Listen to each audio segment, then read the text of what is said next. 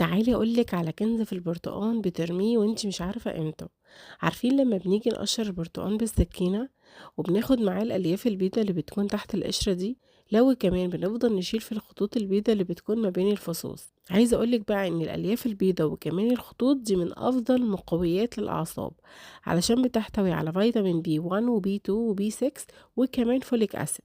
وكمان نسبة الألياف فيها بتكون عالية جدا، وده بيحسن من أداء الجهاز الهضمي وخاصة لمرضى الإمساك. لو كمان فيها نسبة كبيرة قوي من فيتامين سي، يمكن أكتر من البرتقال نفسه. بتحتوي كمان على مضادات للالتهاب ومضادات للسرطانات، وكل ده وانتي بترميها.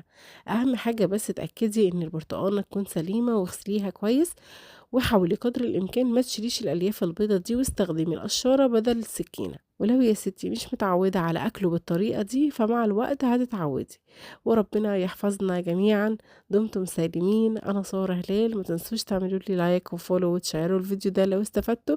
أشوفكم في فيديو جديد. باي باي.